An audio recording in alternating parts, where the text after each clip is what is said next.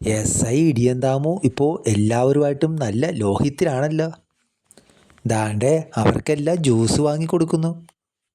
ഇനി സംശയിക്കേണ്ട, അയാൾ റിട്ടയർഡ് ആകാറായിട്ടുണ്ട്. പാട്ട് കൊള്ളാം, പക്ഷെ കുറച്ച് പിച്ച് വേണം കൂട്ടാ. ഞാൻ അങ്ങോട്ട് വരട്ടെ അങ്കിളെ? എന്തിനാ കൂട്ടാ? പിച്ച് തരാൻ. ഡോക്ടർ ഇല്ലേ? ഉണ്ട്, പല്ലുവേദനയായിട്ട് കിടക്കുക.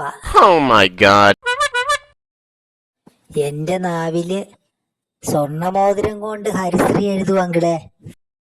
വേണ്ട, നിനക്ക് അത് വിഴുങ്ങി ഓടാനല്ലേ.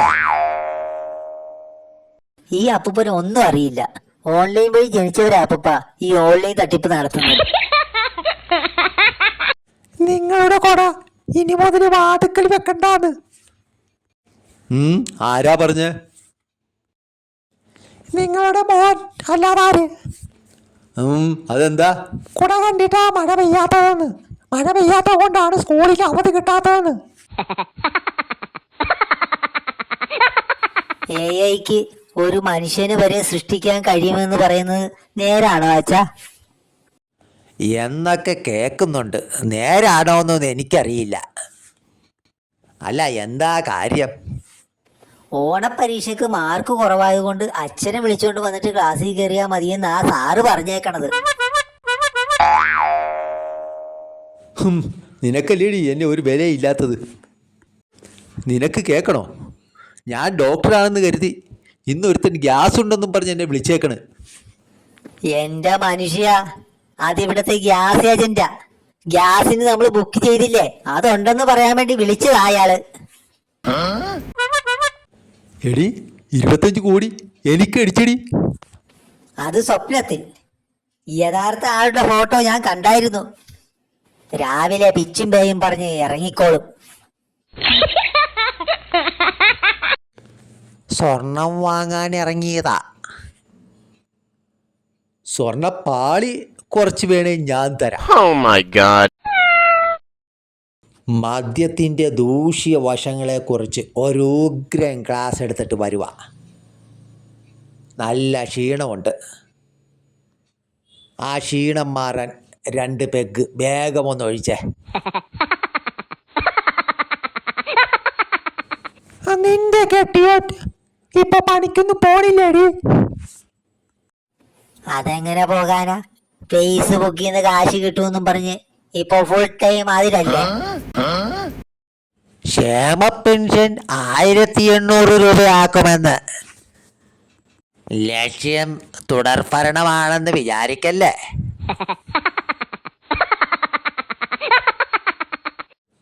പരാതി പറയാൻ ഫുഡ് സേഫ്റ്റിയെ വിളിച്ചിട്ട് അവരാരും എടുക്കുന്നില്ല. എടുക്കില്ല, എങ്ങനെ എടുക്കാനാ? അവിടെയുള്ള ഉദ്യോഗസ്ഥന്റെ ബന്ധുവല്ലേ ആ ഹോട്ടൽ നടത്തുന്നത്. ഹെൽമെറ്റും വെച്ച് ബുക്കും പേപ്പറും ക്ലിയറാക്കി ഓരോരുത്തന്മാർ രാവിലെ തന്നെ ഇറങ്ങിക്കൊള്ളും. ചേട്ടാ, ഇന്നൊരൊറ്റ പെറ്റി കേസ് പോലും കിട്ടിയില്ലല്ലോ. AC വാങ്ങി, പക്ഷേ കറണ്ട് ചാർജ് കൂടുമോ എന്നൊരു പേടി. അതിനൊരു ഐഡിയ ഉണ്ട്. മെയിൻ സ്വിച്ച് ഓഫ് ആക്കിയിട്ട് AC ഓണാക്കി നോക്കിയേ, സംഭവമൊക്കെ. എൻ്റെ ചേട്ടൻ്റെ വീട്ടിലേക്കുള്ള വഴി ഇത്ര ചുറ്റിക്കെട്ടി പറയേണ്ട വല്ല കാര്യമുണ്ടാ? അവിടെ ഒരു ബാറുള്ള കാര്യം ആദ്യമേ തന്നെ പറഞ്ഞാൽ പോരായിരുന്നാ?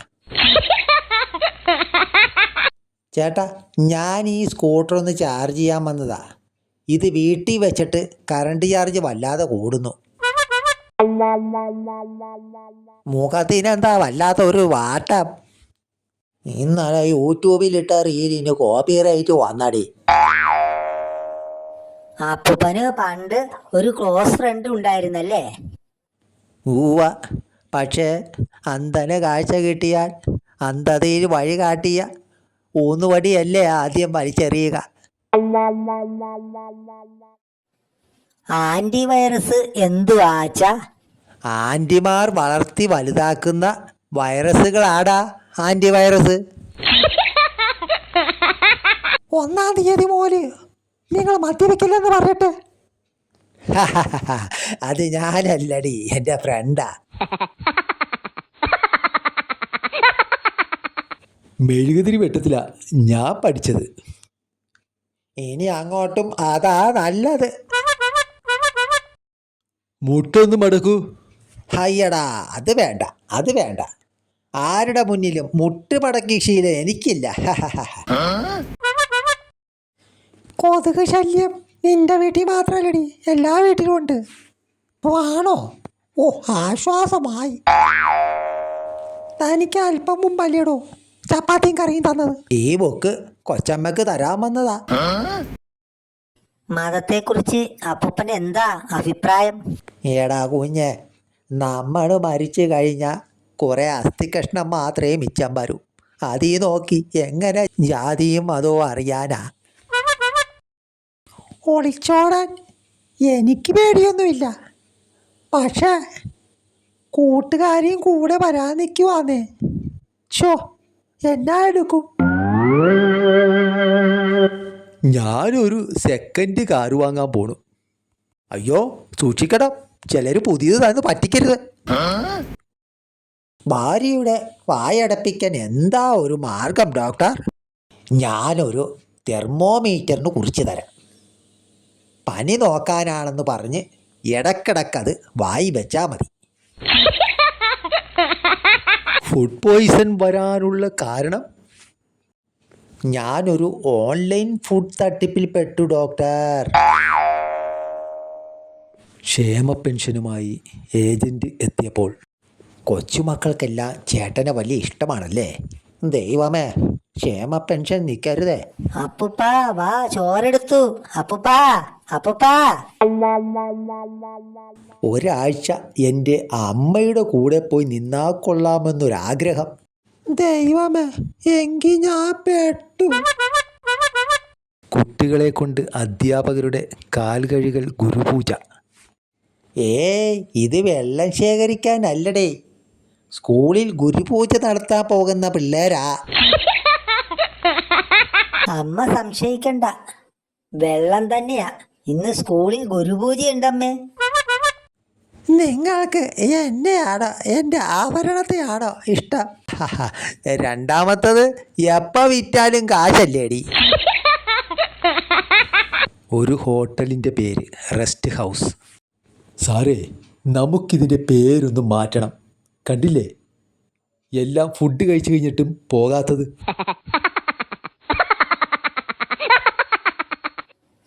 അച്ഛൻ്റെ ഇരിപ്പ് കണ്ടോ അമ്മേ? ഫേസ്ബുക്കിൽ പോസ്റ്റ് ഇട്ടിട്ട് നിന്റെ അച്ഛൻ ഡോളർ വരുന്നത് നോക്കി ഇരിക്കുകയാണ്. ന്യൂസ്: വെളിച്ചെണ്ണ വില കുതിക്കുന്നു. സംശയിക്കേണ്ട ആശാനെ, ഇത് കൊപ്ര കച്ചവടക്കാരൻ തന്നെ. അയ്യോ, ഷട്ടർ തുറക്കാൻ പോണെന്ന്.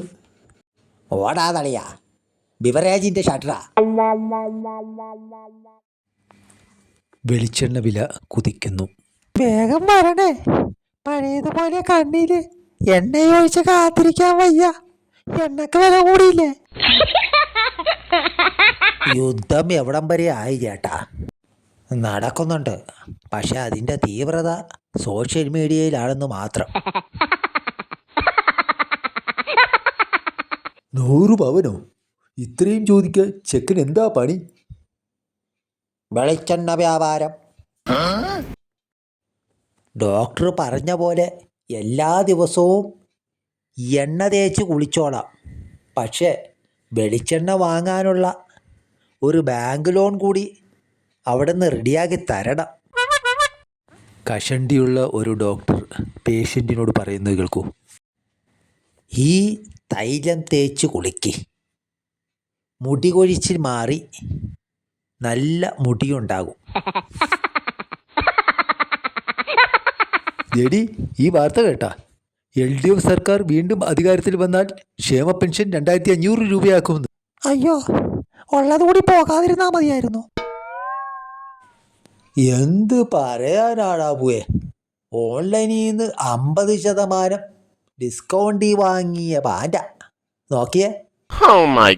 രണ്ട് സ്ത്രീകൾ വഴിയിൽ കണ്ടുമുട്ടിയപ്പോൾ റെഡ് അലർട്ടിന് മാച്ച് ചെയ്യുന്ന സാരി കൊടുത്തതാടി. പക്ഷെ വരുന്ന വഴിയാ അറിഞ്ഞത് അത് മാറി ഓറഞ്ച് അലർട്ടായെന്ന്. ഛേ, നാണക്കേടായിപ്പോയി. നിന്റെ ഫോണിലെ കളി മതിയാക്കിക്കോ, സ്കൂൾ പറഞ്ഞടാ. അമ്മയെ മതിയാക്കിക്കോ, എന്റെ ഹോംവർക്ക് ചെയ്യേണ്ടതാ.